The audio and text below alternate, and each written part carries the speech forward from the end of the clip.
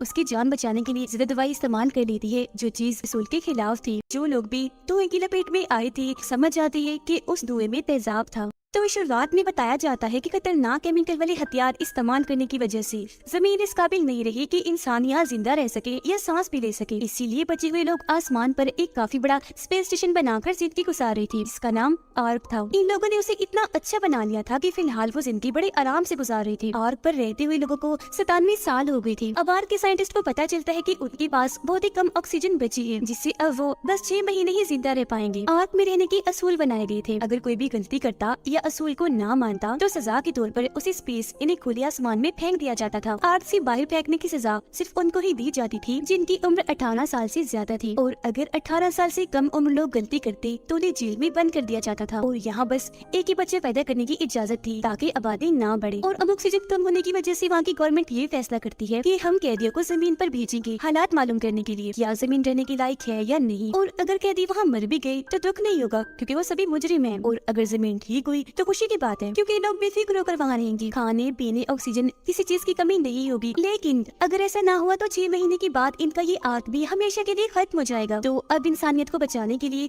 कैदियों को जमीन पर भेजने के लिए सब मान जाते हैं। सभी कैदियों के हाथ पर एक ब्रेसलेट पहना दिया जाता है ताकि आर्क के लोग देख सके कि वो कब तक जिंदा रह पाते हैं और नजर भी रख सके। इनके स्पेसशिप में रेडियो भी लगा दिया जाता है इनसे राब्ता करने के लिए, और बस इसी के साथ जमीन की तरफ इन्हें भेज दिया जाता है। आर्क में हर किसी अमीर गरीब छोटी बड़े के साथ एक जैसे ही सलूक किया जाता था। सजा हर किसी को मिलेगी चाहे मुजरिम कोई भी हो, क्योंकि कैदियों में आर्क के हेड का बेटा और यहाँ की सबसे काबिल डॉक्टर की बेटी क्लार्क भी शामिल थी। क्लार्क के डैड को भी स्पेस में फेंक दिया गया था जो एक साइंटिस्ट थे। उन्हें सबसे पहले पता चला था कि आर्क के लोगों के पास टाइम कम है, ऑक्सीजन खत्म होने से पहले उन लोगों को स्पेस में फेंक देना चाहिए जो अपनी जिंदगी से तंग है, और ये बात सबको पता होनी चाहिए। पर आर्क की गवर्नमेंट ने उनकी बात नहीं मानी, ये बात खुफिया रखी ताकि लोग परेशान न हो जाएं। पर जब क्लार्क के डैड ने इस बात को मानने से इनकार किया तो उन्हें स्पेस में फेंक दिया गया। कैदियों के स्पेसशिप की स्क्रीन पर आर्क का हेड आकर बताता है कि जमीन पर पहुंचते ही आर्मी कैंप में चले जाना क्योंकि वहाँ तुम बच सकती हो। सब उसकी बात को गौर से सुनते तो है पर सीरियस नहीं लेते क्योंकि कोई भी हेड को पसंद नहीं करता था उसकी सख्त असूलों की वजह से। तभी एक लड़का जो क्लार्क का साथी था अपनी बेल्ट खोलकर हवा में उड़ने लगता है। क्लार्क उसे ऐसा करने से मना कर रही थी पर वो नहीं सुनता। उसे देखकर दो और कैदी ऐसे करते हैं, पर जैसे स्पेसशिप थोड़ा मुड़ी टकराने से वो काफी बुरी तरह गिरे और उनकी मौत हो गई,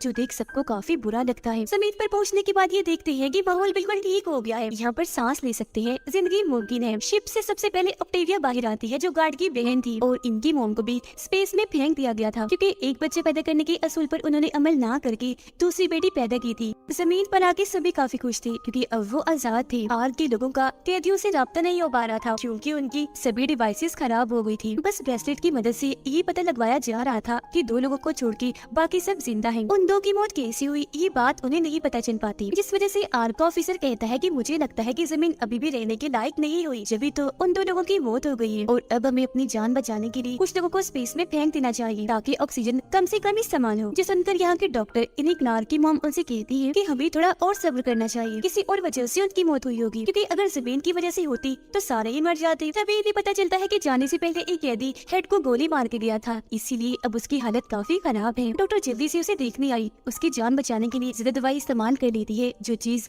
आर्क के असूल के खिलाफ थी। तो सजा के लिए उसे भी कैद कर लिया गया और स्पेस में फेंकने का फैसला किया जाता है। पर अगले दिन जब उसे सजा दी जाने लगी तो हेड उसकी जान बचाने के लिए वहाँ आ गया। कहता है कि ऐसा मत करो क्योंकि अगर आपने ऐसा किया तो हम अपने काबिल डॉक्टर को खो देंगे। इस बात को लेकर उनकी बहस तो हुई पर डॉक्टर की सजा माफ कर दी जाती है। उधर क्लार्क और हेड का बेटा मिलकर नक्शा देख रहे थे आर्मी कैंप को ढूंढने के लिए, पर क्लार्क उससे ज्यादा बात नहीं करती। अब ये दोनों सबको मिलकर आर्मी कैंप ढूंढने का बोलते हैं, पर ऑक्टेविया का भाई यानी गार्ड ऐसा करने से मना कर देता है कि नहीं, हम ऐसे खुश हैं और हम आर्क के लोगों से राब्ता भी नहीं करेंगे क्योंकि वहाँ उन्होंने हमें कैदी बना के रखा, बुरा सलूक किया, और अगर वो भी जमीन पर आ गए तो जीना हराम कर देंगे हमारा। लेकिन हेड का बेटा समझाता है कि जिद मत करो, कैंप ढूंढना जरूरी है।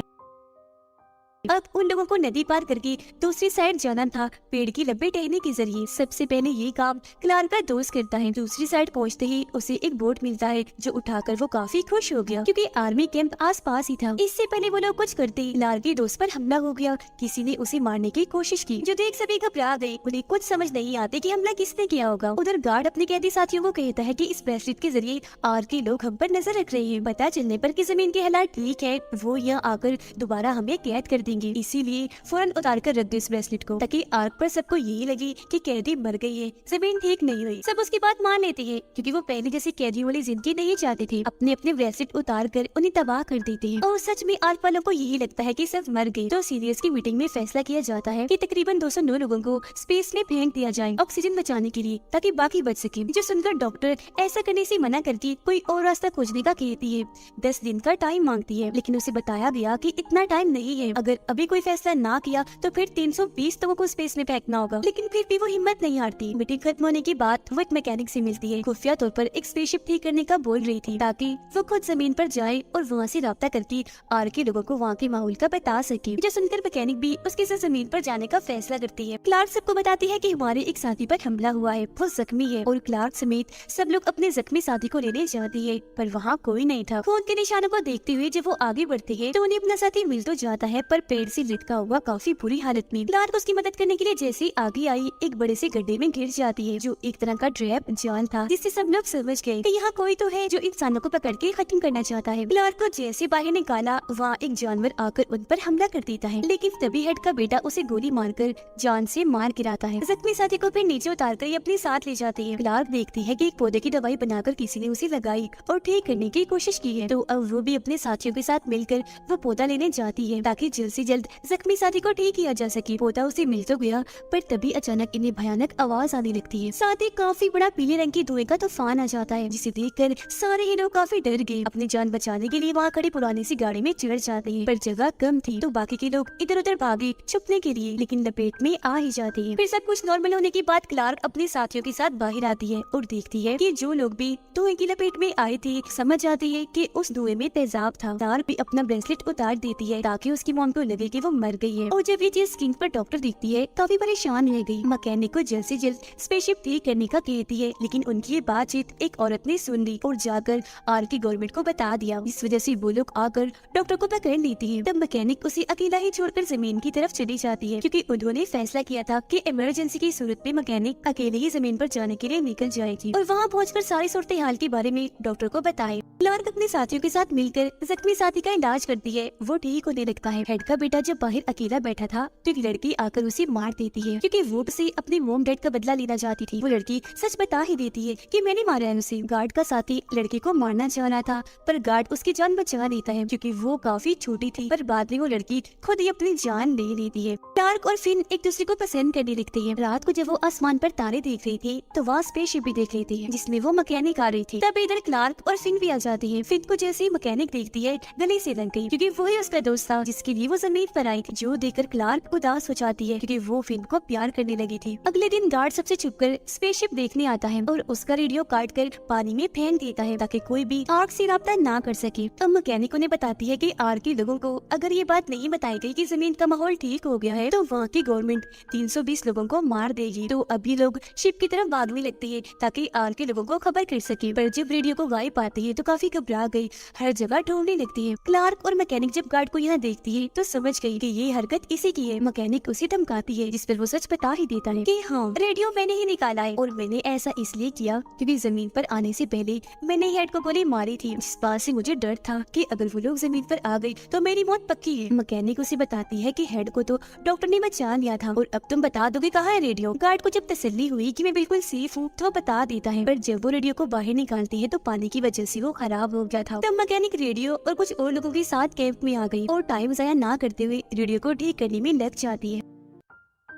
आर्क में डॉक्टर बड़ी चालाकी से अपने हस्बैंड की वीडियो वहाँ चला देती है, जिससे सबको पता चल चुका था कि गवर्नमेंट ने यहाँ छुपकर ऐसे बहुत सारे काम किए जिससे उन लोगों की जान को खतरा हो सकता है। पर लोग बजाय गुस्सा करने की आर्क की गवर्नमेंट के पास आकर कहती है कि हमें स्पेस में धकेल दिया जाए ताकि बाकियों की जान बच सके। जो देखकर सभी गवर्नमेंट ऑफिसर्स को अपनी गलती पर दुख होता है। ना चाहते हुए भी 320 लोगों को एक काफी बड़े कमरे में बंद करके ऑक्सीजन रोक देते हैं। फौरन उन्हें स्पेस में फेंक दिया जाता है। जमीन पर कैदियों को ये देखकर उन लोगों की मौत का बहुत दुख होता है, क्योंकि कोई नहीं जानता था कि है कि इसकी फैमिली बची है या किसकी नहीं। फिर अगली सुबह ऑक्टेविया जंगल से जब जा रही थी तो गिर जाती है और काफी जख्मी हो गई। तभी एक आदमी जो पहले से जमीन पर रह रहा था उसे उठाकर अपने साथ ले जाता है। दरअसल इस आदमी के साथ और लोग भी थे जो इसके साथी थे। जब जमीन की हालात खराब हुए तो इन लोगों ने छुपकर जैसे तैसे खुद को बचा लिया, जिसके बाद ये शिकारी बन गए और यही वो लोग थे जो कैदियों को पकड़ रहे थे। बाकी लोग ऑक्टेविया को ढूंढने लगे। काफी मेहनत के बाद उन्हें मिल ही जाती है, साथ ही वो शिकारी भी जिसे लोग पकड़ लेते हैं, क्योंकि वो सोच रहे थे कि इस आदमी ने ऑक्टेविया को मारने के लिए अपने पास रखा हुआ है। हालांकि ऑक्टेविया उन्हें समझाती है कि इसने मेरी जान बचाई, ये एक अच्छा इंसान है, पर कोई उसकी एक नहीं सुनता, शिकारी को मारने लगती है। अब मौका पाकर शिकारी फिन को जहर लगा चाकू मार देता है, जिससे वो बेहोश हो गया। ये लोग शिकारी को पकड़ के बांध देते हैं, काफी मारते हैं ताकि वो बता दे कि जहर का इलाज अब कैसे करें, पर वो कुछ नहीं बोलता। जो देखकर ऑक्टेविया उसे चाकू से अपना हाथ भी काट लेती है ताकि पहले की तरह शिकारी उसे दोबारा बचा ले। शिकारी ऐसा ही करता है, उसकी जान बचाने के लिए दवाई बता ही देता है और इस तरह से फिन और ऑक्टेविया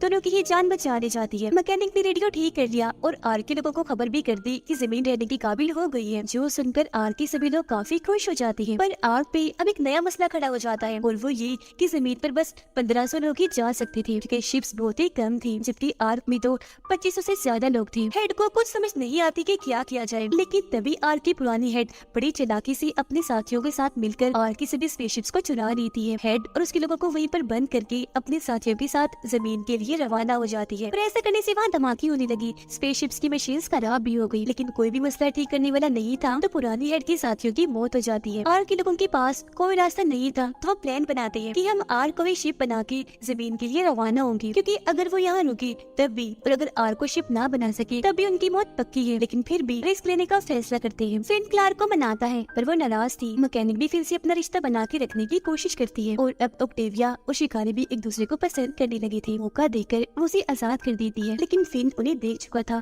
ऑक्टेविया का पीछा करते हुए वो शिकारी तक पहुँच जाता है, दोस्ती का हाथ बढ़ाता है। तब शिकारी भी मान गया और उन्हें अपने लीडर से मिलवाता है। अगले दिन मिलने के लिए क्लार्क और शिकारियों के लीडर आमने सामने थे, क्योंकि अब वो मिलकर साथ रहने वाली थी। लेकिन क्लार्क के दोस्त को गलतफहमी हुई, वो उन पर गोलियां चलाने लगा। बदले में शिकारी भी उन पर हमला कर देते हैं और इस तरह से दोनों ग्रुप्स के बीच दुश्मनी बढ़ जाती है। अब ये कैदी उनसे लड़ने की तैयारियां करने लगी, जैसे कि मिलजुल के हथियार बनाने लगते हैं, जिनका सामान उन्हें एक गोदाम में मिल गया था ताकि शिकारियों की हमले से खुद को बचा सके। लेकिन उन्हें गार्ड का साथी काफी जख्मी हालत में मिलता है, क्योंकि शिकारियों ने हमला करके उसमें एक जहर डाल दिया था। जहर की वजह से उस समेत कई और लोग बीमार पड़ जाती है, जो देखकर ऑक्टेविया शिकारी के पास जाकर इस बीमारी का इलाज पूछती है। उसका कहना था कि इस जहर से लोग सिर्फ बीमार होते हैं, मरते नहीं, थोड़े ही दिनों में अपने आप ही ठीक हो जाएंगे। ऑक्टेविया आकर ये बात सबको बताती है, जो सुनकर उन्हें थोड़ी तसल्ली मिलती है। क्लार्क अपने कुछ लोगों को लेकर शिकारी से बात करने जाती है। हमने बाकी शिकारियों से बचने के लिए दीवार बनानी है, जबकि मेरे लोग बीमार हैं। शिकारी कहता है कि तुम ऐसा करो, पुल तबाह कर दो, क्योंकि उसके बगैर शिकारियों को तुम तक पहुँचते पहुँचते 3 दिन लग जाएंगे। उन्होंने ऐसे किया, पुल को धमाके से उड़ा देती है, जिससे कुछ शिकारी भी मारे जाते हैं। उन लोगों को भूख लगी थी, खाने के लिए कुछ नहीं था, तो ये लोग ग्रुप्स बनाकर अलग अलग होकर खाना ढूंढने लगती हैं। क्लार्क और फिन को शिकारियों ने पकड़ लिया था। हालांकि वो आजाद होने की कोशिश भी करते हैं, पर नहीं हो पाते। शिकारियों के लीडर को वही भयानक आवाज आती है, जिसके बाद पीला धुआं आया था। तो शिकारियों के जाने के बाद पता चलता है कि वो पहला शिकारी था, इन्हीं ऑक्टेविया का दोस्त, जो उन्हें छुड़ाकर वापस कैंप में लाने लगता है। रास्ते में वो एक केव गार्ड से गुजरते हैं, जहाँ पर अजीब तरह के लोगों का एक और ग्रुप था। शिकारी उन्हें बताता है कि ये आदमखोर है, इंसानों का शिकार करते हैं, इन्हें क्रीपर्स कहा जाता है, तो इसीलिए हमारी इनके साथ दुश्मनी है। और अभी लोग वापस कैंप तक आ गई थी। मैकेनिक की हालत काफी खराब थी। उसे याद आता है कि बेसमेंट में एक काफी बड़ी तेल की टंकी है, जिसके जरिए वो काफी बड़ा धमाका कर सकते हैं। और अभी लोग रिमोट बनाने में लग जाते हैं ताकि यहाँ से दूर जाकर ये धमाका कर सके। कुछ लोग बाहर निकलना नहीं चाह रहे थे, पर क्लार्क उन्हें समझाती है कि जल्द निकलना होगा, वरना शिकारी आकर हमें मार देंगे। सब जैसे वहाँ से निकलते हैं कि तभी शिकारी वहाँ आकर इन पर हमला कर देते हैं, जिससे यहाँ काफी बड़ी लड़ाई छिड़ जाती है। लेकिन इसमें कैदी हारने लगते हैं। अपने लोगों को हारता हुआ देखकर फिन यहाँ क्रीपर्स को ले आता है। क्रीपर्स आकर शिकारियों पर हमला कर देती है। शिकारी भी अपनी हिफाजत के लिए उनसे डरने लगी। दोनों ग्रुप की लड़ाई का फायदा उठाकर कैदी वहाँ से भाग गई और एक जगह पर आकर छुप जाती है। रिमोट दबाकर काफी बड़ा धमाका कर देती है, जिससे बहुत सारे शिकारी और क्रीपर्स मारे जाते हैं। लेकिन शिकारियों की हेड बच गई थी। उस जगह से निकलकर जब ये बाहर आए तो वहाँ पर बहुत सारे लोगों की लाशें पड़ी हुई थी। ये लोग घबरा गए, पर तभी कोई इन पर गैस वाले बॉम्ब फेंककर बेहोश कर देता है। दरअसल उनके अलावा जमीन पर एक और ग्रुप था, जिसका नाम माउंट पेन था। उनकी खूबी ये थी कि उनके पास काफी मॉडर्न हथियार थे। क्लार्क को जब होश आती है तो वो खुद को एक कमरे में बंद पाती है। दरवाजे पर आकर देखते हैं कि उसके बाकी साथी भी इधर कैद हैं, जिनको इस नए ग्रुप ने कैद किया था। और को वो लोग स्पेसशिप बना लेती है, पर इसे स्टार्ट करने के लिए एक इंसान को यही रुकना था। तब हेड रुक जाता है और के लोग सही सलामत जमीन पर पहुंचने में कामयाब हो जाते हैं। बहुत खुश हो रही थी जमीन को पहले जैसा पाकर। और इसी के साथ ये सीजन इधर ही खत्म हो जाता है।